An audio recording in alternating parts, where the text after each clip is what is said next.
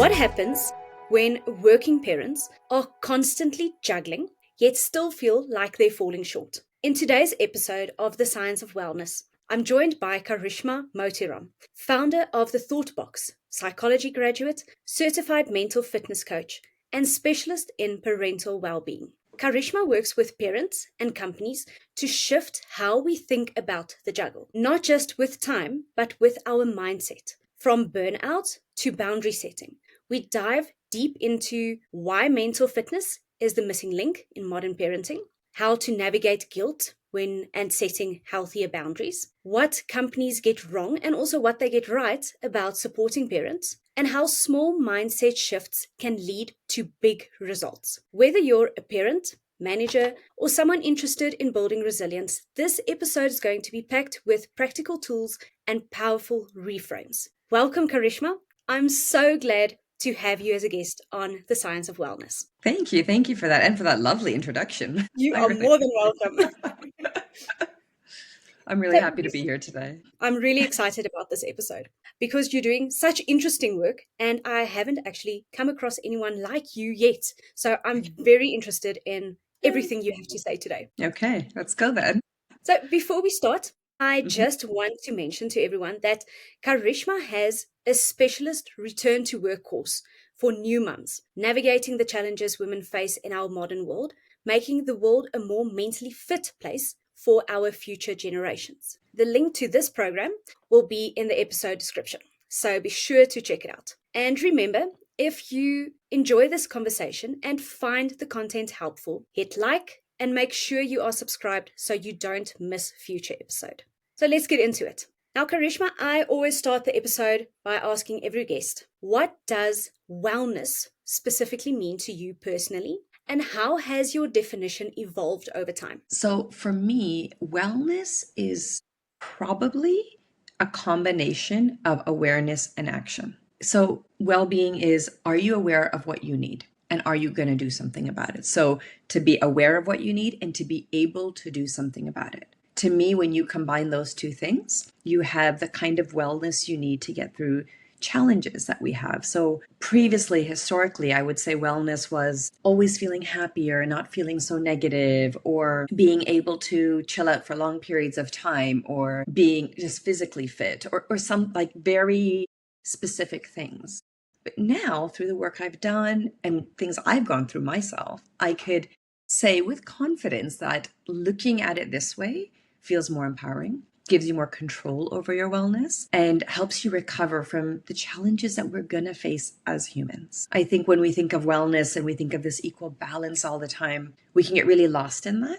But day to day, your life is shifting. So are we aware of what we need today, this week, this month? And are we able to take the steps to make that happen? I think awareness is so important. Yeah. That is the first thing we always miss. We just think that now with the wellness industry exploding so much, we think that we need to add a checklist of things before we can say, okay, we are into wellness. Yeah. So I'm so glad you mentioned awareness. It's the fruit basket, which is great. It is fantastic and it feeds like a healthy body. It is, a lot of companies put things like, like well-being days to take a day off to do what you need to. But often that gets used as an admin day. But actually the deeper wellness comes from awareness and action. Yes. And that wellness days, we're going to get into that a little bit later. Okay. So now I actually want to start with a big one. Why do you think so many working parents feel like they're constantly falling short, even when they are doing so much already? So, I'm going to answer in a different way because of the first question you asked me. So generally, I would say it's social media is a big part of the pressure. But nowadays, I think there's even more pillars to it. So there was a time we'd say social media is putting a lot of pressure on us to be a certain way. But also, we don't have, or we don't create enough time for that awareness. So that's another part of it. So we don't know what we need half the time. And so what are we listening to? The things we're being fed. So if now we combine the fact that we don't create the time to be aware with, in the little time we have, most of us are scrolling. I do it as well. And I find days I feel less good. I'm like, oh yeah, I've been scrolling today. That's why. So that's one reason. Another reason is because the world has actually changed. So more and more parents are having children at a later age. And so, as it is, we are deeper into careers a lot of the time, and then also trying to manage being parents. We also have more and more dependable adults because we are having children at a later age. We have young dependents and elderly dependents. A lot of us move away from our support system, whether it was for our job or for schools. More and more families are dual working households, which means everyone is doing everything. Everyone is working. Everyone is looking after children. There's less of a focus. How traditionally one person would go to work, one person would be at home. Now everyone's doing everything, which means more time in admin. Who's doing pickups today? Who's doing that? And actually, all the little things really add up. You're not just responsible for your own admin, also for your children, elderly dependents, working with your partner if you have a partner. So there's so many more things that have changed, which means we are way more overwhelmed today than we were in the past because we're trying to do a lot more with less support, and not because people don't want to support us. Quite literally, we have moved for our careers or our children, or parents are a bit older, so they can't help the same way. And all of these factors come together and just mean that that wellness is more important than ever before. I grew up in a household that is a lot different than many other people because my dad was actually 50 years old when he had Wow. me, and Yeah. my mom was Okay. 38. So Yeah. they were significantly older. And because of that, my mom was a stay-at-home mom. But then I think I was 5 years old and my dad took his retirement. So most of my childhood, I was lucky enough to have both my parents Oh, that's so highly lovely. involved and Yeah. right there with me. If I had a dance recital or whatever, they were there. Oh, So, yeah. and I do feel sorry for the children that don't get to experience that because that was absolutely amazing. And yes, I am an only child, but I think it spoiled me as well because now, if I ever do get to that point of having children, I would love to give them the same type Yeah. of, I don't want to say commitment because parents who work are also, of course, completely committed, but Yes. I mean, more attention, direct attention. And Yeah. I think that is very important for every child. But we are here to talk about parents. No, that's okay. And to be honest, that is, and I'm assuming we're going to get to this, but we'll probably talk about guilt later. Is that right? Yes. Yeah. So, because that will come in with the guilt and how parents tend to feel this guilt because they want to give their children that. Most we're Yes. torn between the career that we work for and the children who are our future, like this world's future, and our babies that we want to be there for. And it can be very, very challenging. And there's a lot of guilt that comes with that. But then we can explore ways to give them more of that direct attention that they need, even if you can't be at every recital or every sports day or whatever it is in your child's life. What can you do to show them that you are giving them undivided attention and enough of it? And there are little ways that we can do that, which we can get into later. You talk a lot about mental fitness. There's a lot of different connotations to that. What exactly does it mean to you? And how is it different from the traditional mental health support? Okay. So mental health support is there to support you mental health is just like physical health. It is how are you feeling mentally? Mental health support is to help you, like if you go for physical health support to a doctor, you're going because something is not right physically. If you go for mental health support, often you're going to get help because something may not feel right to you mentally. Mental fitness is like physical fitness. It's something you do regularly. So physically, you go to the gym, or if you don't go to the gym, you go for walks. I'm not a gym goer. I go do my walks. I like doing yoga. That's my way to stay physically fit. Now, mental fitness is the same, but it's for your mind. So what are we doing to keep our mind strong?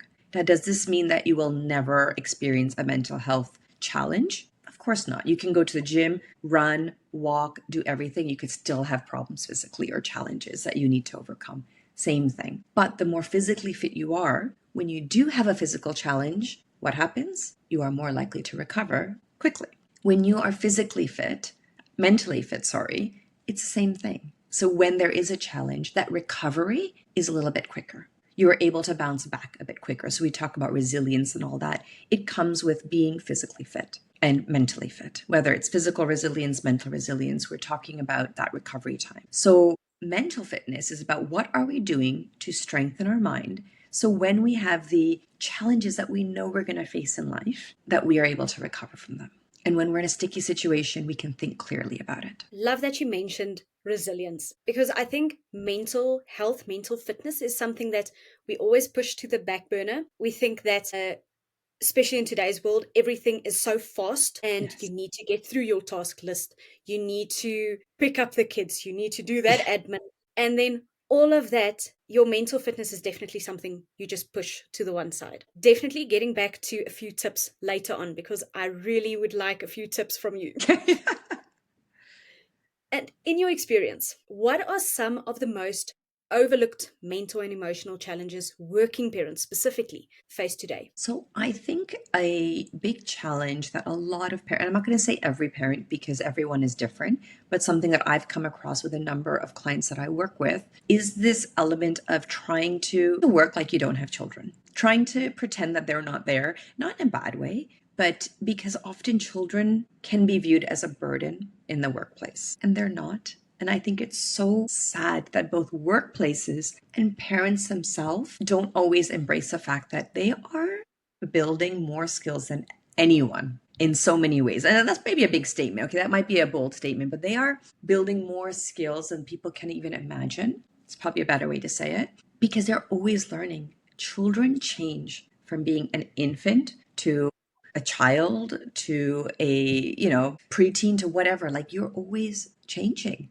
You have to change how you communicate with them. You have to change the way you care for them. As they grow, you are adapting. And that takes so much skill. And to always have to be on your toes is unbelievable. That ability to deal with different personalities. I have two children and they are completely different. And I thought the first time around, I'm like, I've got this down. I know how to do this. The second one came around, I'm like, nothing works in the same way.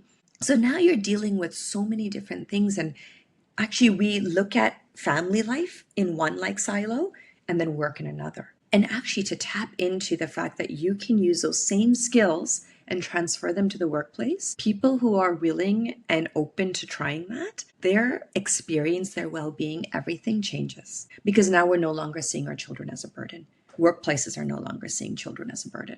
So I think that would be one of the biggest challenges, is hiding the fact that you have all this invisible load of what you manage. And I think that invisible load is probably the biggest challenge, along with trying to be someone you were before becoming a parent. So I think it's those three things. One is hiding the invisible load for fear of it looking like they're a burden. And the last thing is trying to be who you were before you were a parent. Because far too many women are like, trying to go back to who I was, trying to go back to who I was. It's like, why?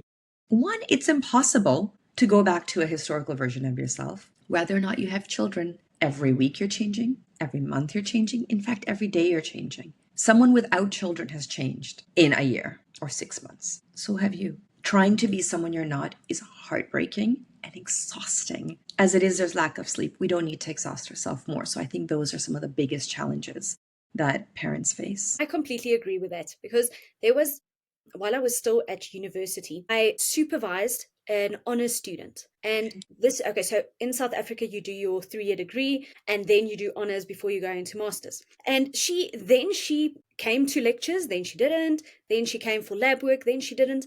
And then obviously I got irritated because I'm supervising her. I didn't know what was going on. And then she said, "No, I just had a baby and my baby is with my mom." Like, but why didn't you just say something? Then I understand Yeah. what's going on. Yeah. And that changed the whole dynamic, because then in the lab we understood, we knew that she can only come in certain times when her mom is able to watch the baby. So Right. I totally agree with you that being open about being a parent, it should be normalized, especially for women in the workplace. And Yes. then also just helping other people understand that this is my load. So how can we work around that? Yeah. That's exactly, because, like you said, that is the load. And even people who are not a parent have a load and Yes. they share it. People can share about something that's happening with a parent. People share things that are happening with friends that really rely on them. But for some And that's reason, totally normal. it's normal. And I don't know if it's because there's this whole thing around, well, you chose to have children, so you chose that load. But that is our future as well. Like if everyone decided never to have children, where would our world be? This is a part of, Yeah, and it's we're in trouble. yeah, we're in trouble. And also, it's a personal preference, right? If you want to have children, you want to, that is a part of your life's fulfillment. No one's asking other people to choose between friendships and work, or pets and work, or parents and work. So it's just another role that we get to take on as humans. So I think that it's not one we should be hiding. I think if we can normalize talking about some of the challenges, it makes it feel less heavy and less difficult. You've helped so many parents return to work after leave. What are the biggest mindset shifts? Now, we've spoken about their load and they need to be open about it. But what are the biggest mindset shifts that have helped them thrive again in their Okay. workplace and also in their private life? The first one is the one that everyone has heard of, but I'm going to say it anyway, because obviously when I work with someone one to one, or I'm doing, it takes a bit longer for people to own this. But the idea of your family's well being does depend on your well being. And people often sacrifice themselves because they're like, oh no, everything that my child needs, everything that my family needs, my partner needs. But actually, if you are depleted, and I know we hear this everywhere and you have to feel yourself, but it is so important to feel yourself. And it doesn't have to be selfish. People think it's selfish. It is the most helpful thing you can do. So that first thing is fueling yourself. I'm not saying you have to go on long spa days or holidays to fuel yourself. I am saying when you are tired and you need that cup of tea, just know those 4 or 5 minutes are not going to end the world. Have faith in yourself. And I think having faith in yourself can help you fuel yourself, because you're willing to do the stuff you need. So that's number one. Another very big shift for people who are working parents is the difference between focus and priority. And this has been a big one for, I would say, yeah, actually every single client I've ever worked with. There is a very big difference between focus and priority. And all too often we feel that I'm working on this project at work, I'm not prioritizing my children, I'm a terrible parent. Is not true. Your child is still your priority.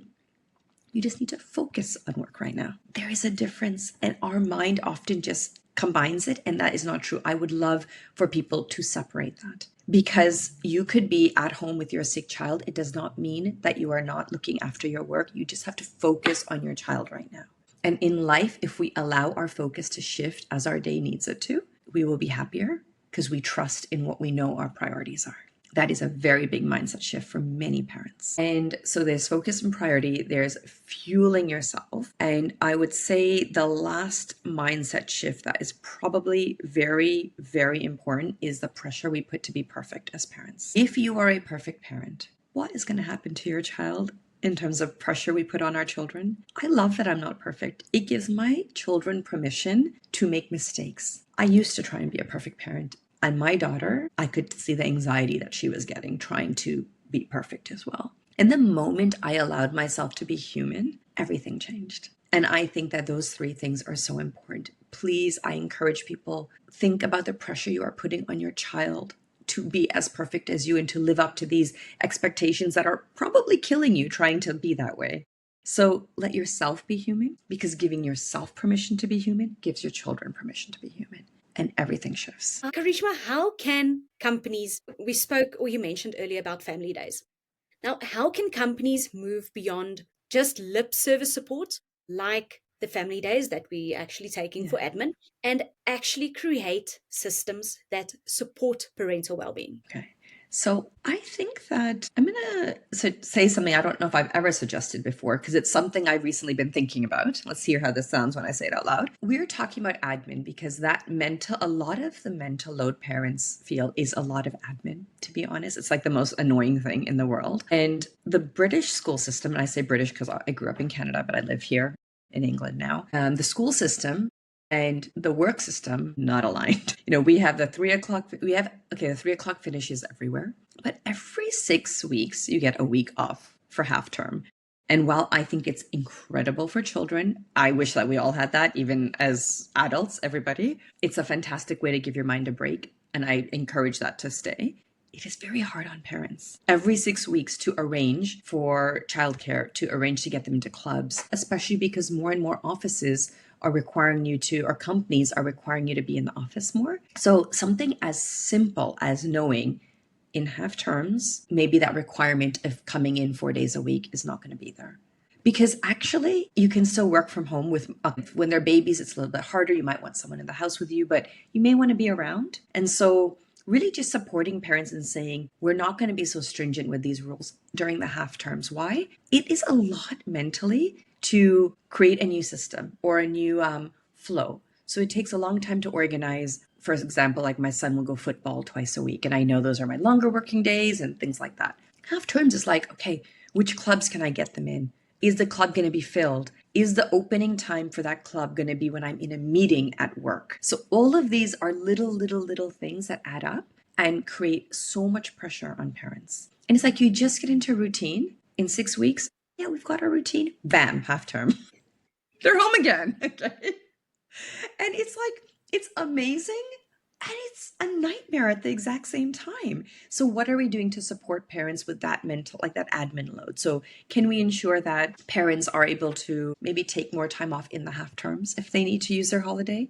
Because I know parents are like, oh, I can't.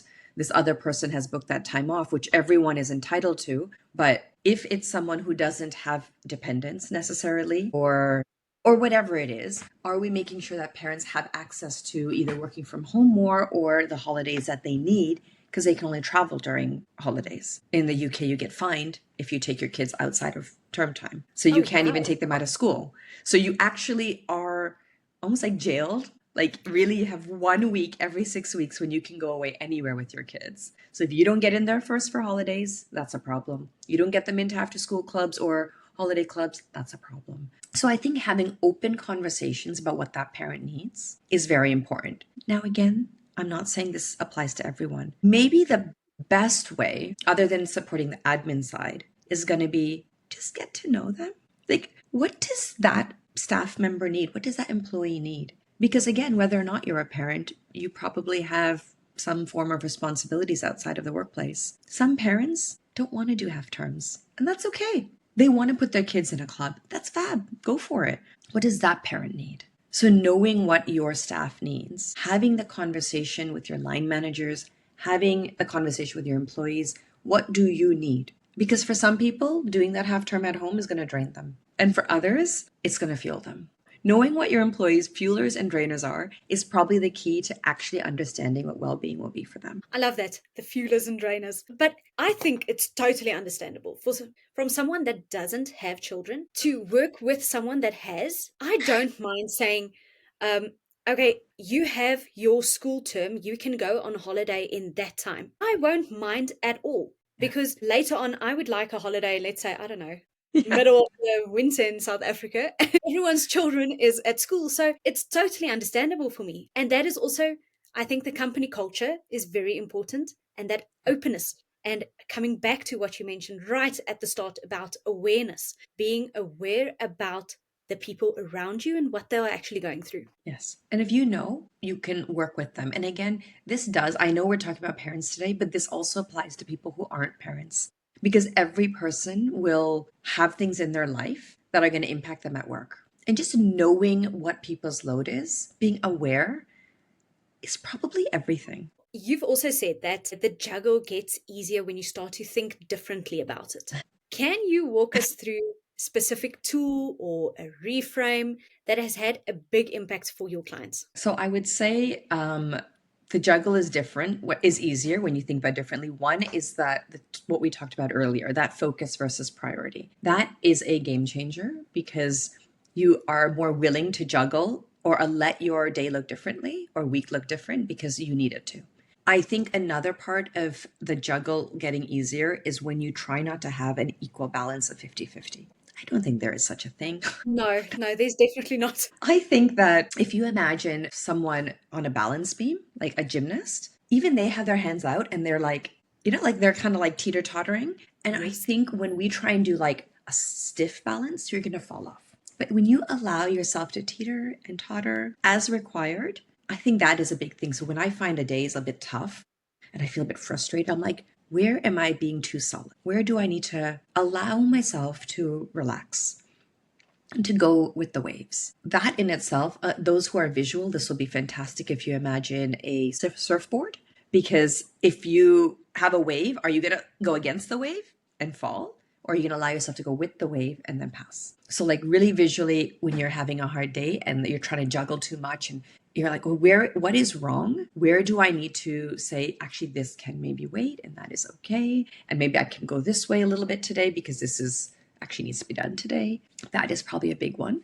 And the last one is this thing I started doing, and I don't have it with me at the moment, but I will try and describe it to you, where we have a very long list of things to do. Juggling means I have 100 things to do. I have no time to do it. All of those things that we hear. Again, parents and non-parents, actually, everything I'm saying. But I started I have a whiteboard, and it says today, this week, and 2 weeks, and no more, 2 weeks onwards. So when I'm like, I have to do this, where does it go in that list? And actually, my today list should be no more than 4 or 5 things, no more than that.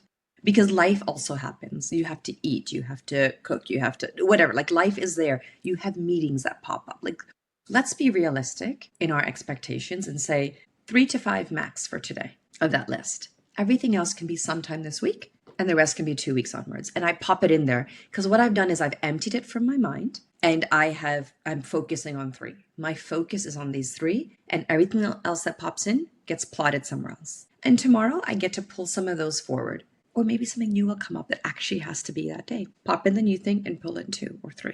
And that's how I try and play with it. Because then I'm allowing myself to manage it in a way that makes sense and is human, because I'm not a robot who can do everything. Yeah. I'm not creating this storm in my mind. If you don't mind, I'm going to use a little visual here. Sure. Say this is our mind. And see all these particles at the bottom? Yeah, that is all our thoughts, our to-do list. I have to do this, I have to do that. So this is how our mind looks. I got to do this. Oh, I haven't done that. I haven't done that. I haven't done that. Yes. But as we plot this over here and this over here and that over there, and then we're like, oh, what do I like? We focus in on our body. Look what's happening. The whole list is there, but now we can think clearly. So that juggle has just become easier. We've not got rid of anything on our to-do list. We've just calmed our mind. I love that visual.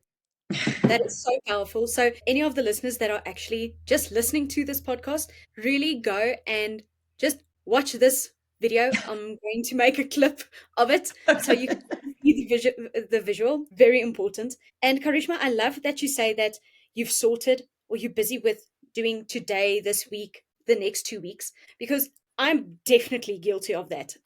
To-do lists, and then I usually start on a Monday or I start on a Sunday, just writing down whatever I need to do. But then I'm in this habit of putting everything on a Monday. And I know I'm not going to get to everything. But then when I look on Tuesday and I think, I haven't even gotten through half of it. So how am I going to get through the rest of this week? Yeah.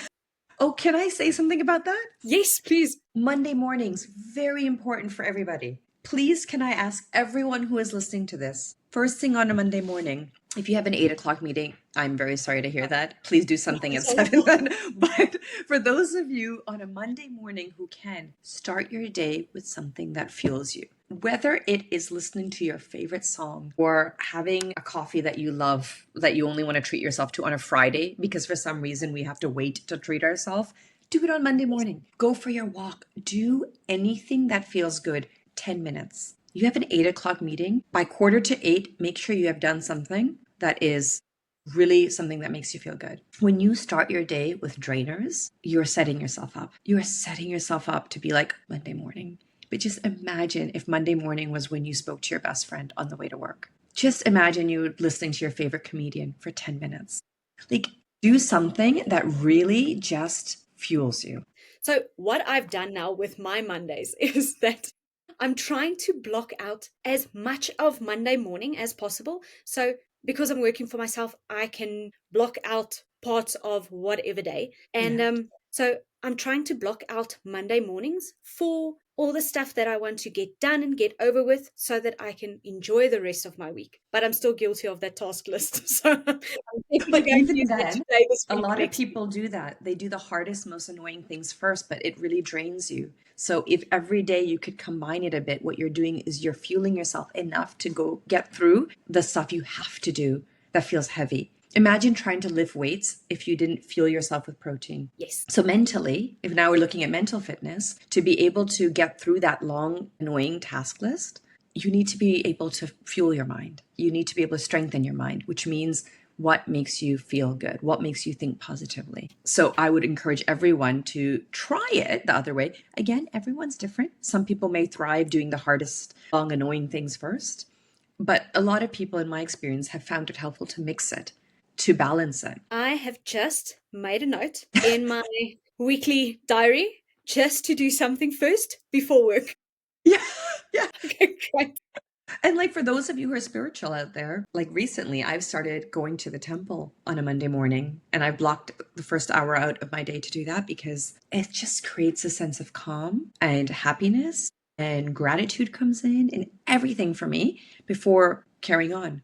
Or whatever your version of spirituality is, you know. One of my really good friends, it is nature. So on a Monday morning, I encourage her to go for a nice walk in the forest because she lives by a forest or down the Amazing. beach, you know, and she can do that. And it's her version of that same spirituality and fueling herself before carrying on with work. I'm going to try it and I'm Try going it. to let you know what is happening, or if Yeah. I'm one of those people who like the hard stuff first. You And never you know. get to learn about yourself, right? We get to learn about Exactly. ourselves. Yes, yes.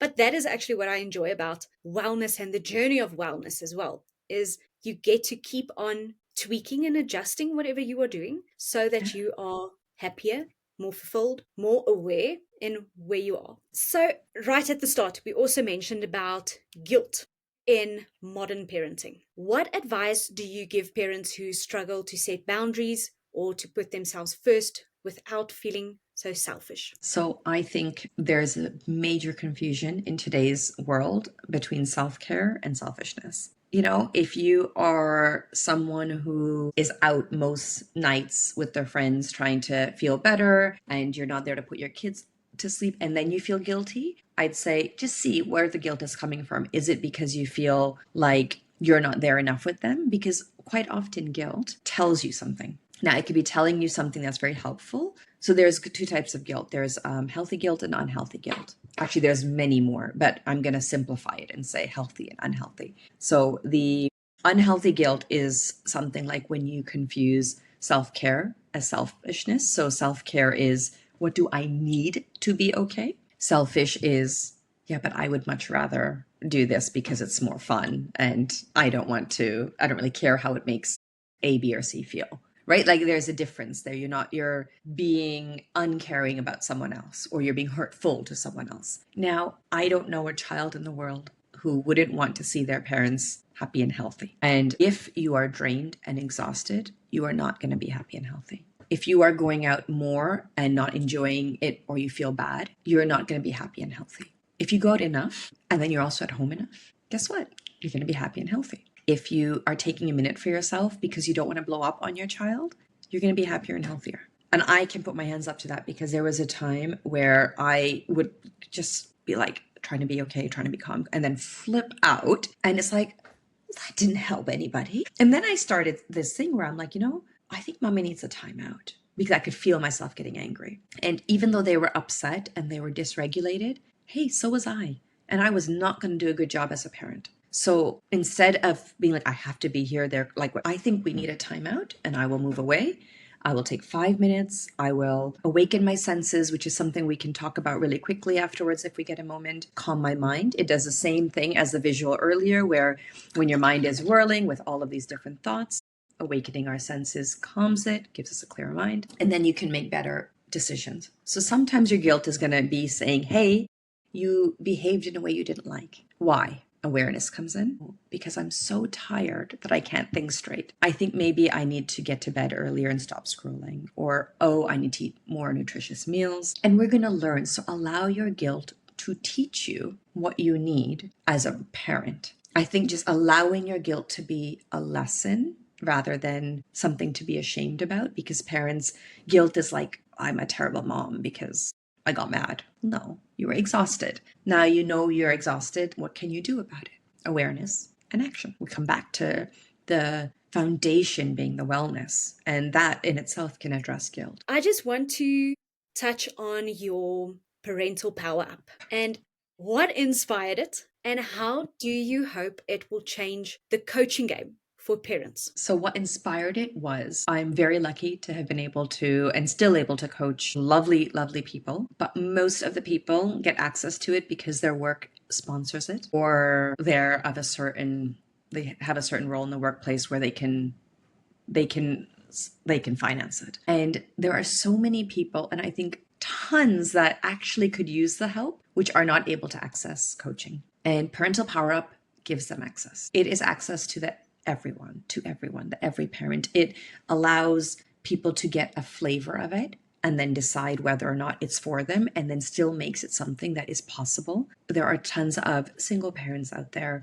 who are trying to do it on their own. Their time is even more constrained than than when someone has a partner. And I appreciate that parents don't have a lot of time. So if you can access this on the go, coaching on the go, as and when you have 10 minutes, that is what Parental Power Up is all about. It is, I have a few minutes, I can listen to this, or I can look at this topic, or I can join this workshop or watch the replay, whatever. It makes coaching, it makes wellness accessible to the every parent. Where can people find that? On my website.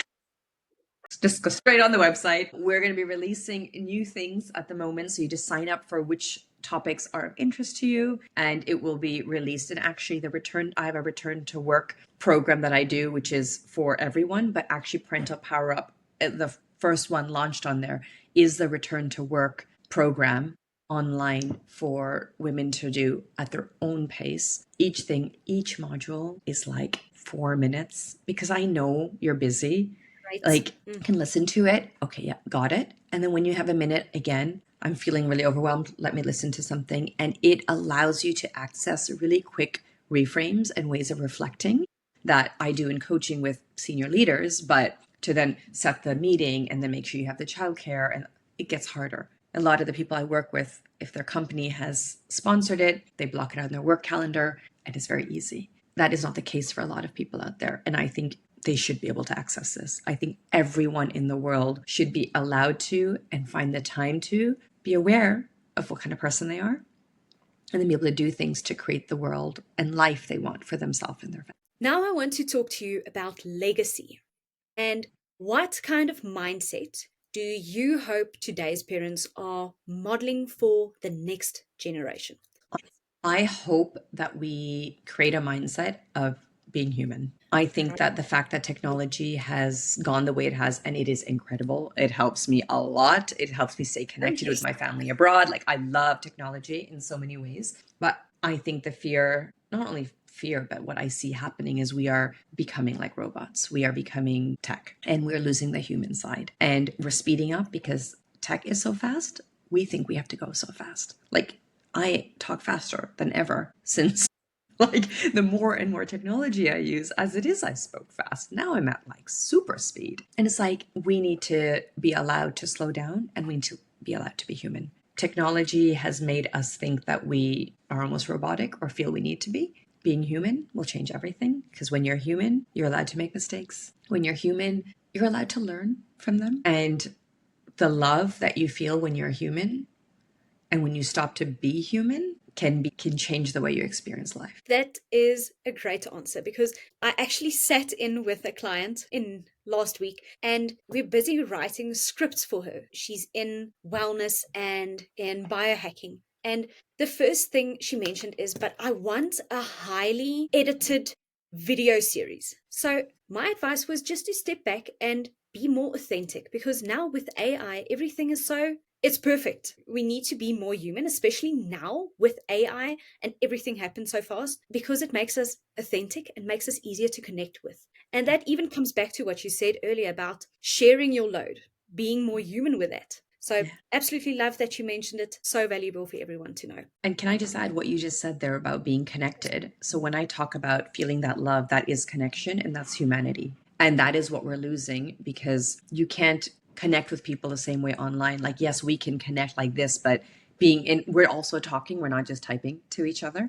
Yes. And there's an element of humanness that there's a reason people like listening to podcasts as well. And you get to hear the connection between people, and humans are losing connection. We're losing that human side. And that's why I say, I hope parents stop trying to be perfect and allow themselves to be human. One, to take the pressure off, and two, to maintain the connection, because we need that to be mentally and emotionally healthy. What is one belief or piece of advice that you wish every working parent could hear and truly believe? That they are actually doing a great job and that they are seen, that actually people may not say it. People actually don't say it. And this is, this happened in a workshop I gave where I asked non-parents to share something about parents, and they said, I just don't know how they handle so much. And the number of parents teared up. It's like, oh, you see that? And so maybe that you are seen. I want parents to know they are seen. And often when your children are little and you're nonstop at work, you can feel invisible, but people see how much you're doing. They see it. That's what I want them to know, that they're not invisible, even though they may feel it sometimes. Hell, I see it. If you're a parent, I can already see that you do a lot. Yes. If you think nobody else in the world sees it, I see it. Yes, I don't know how parents do all these things. I mean, I'm busy with business, and to think now that I need to take care of a little human, it's unimaginable. And I have so much respect for all the parents. You are absolutely amazing. So, just a final question for you, also one that I ask all the guests. What's one book or tool or practice that has had a profound impact on your life recently? Can I share two? Of course. Because there is one called, if you can look up Brooke Castillo, she has something called The Model. And that model changed my life about 6 years ago. And it helps you take the spotlight from the challenge that you're in and open it up so you can see another viewpoint, and it helps you reframe. I'll just say that for now. So please, anyone, go ahead and look at that. And the newest one, which has been a game changer, is the Mel Robbins Let Them. It was a little bit hard at the beginning when it was just Let Them, but since she has added, I'm not sure how many people have heard or read the book, the Let Me, Let Them, Let Me. And I think that is so powerful for parents, because a big part is a judgment. What will they think at work? What will my kids think? And even with your kids, this may sound harsh. I have two of my own, but I'm telling you that what they don't understand at one age, they will understand at another. Let them think you're being mean because you didn't pick up their clothes for them. And let you do what is right for your children and for yourself. I know countless parents who are doing everything and exhausting themselves in the process. Things because their children are old enough to do. They're able to do, but because we don't want to upset our children, we are draining ourselves. This is not helping our current load. When they are babies, yes, of course you need to, but when they are capable of doing it themselves, let them be annoyed and let me do what's right for my child's future. Because actually responsibility feeds confidence. Let them misunderstand me at work, but let me show up as my best self and show that being a parent doesn't affect me. So this let them, let me gives you permission to not care, because you know you're doing what is right with the information you have today. That is two great takeaways. But I know I said it's the last question, but in this conversation, you mentioned about awaken the senses. And I would love to end off with that. Okay. So a part of mental fitness, and I'm a certified mental fitness coach, and a part of the program that I run, it's a 7-week program, and it is incredible. And we create something called pockets of peace. Well, that's what I call them, pockets of peace, where they are like 10-second breaks in your day. So everyone who's listening right now, I am going to stop talking for 10 seconds. Actually, let's do 5 seconds so I can get through a few more and I'm mindful of time. I will stop talking for 5 seconds, and I'm going to ask you to listen to the furthest sound that you can hear for 5 seconds now.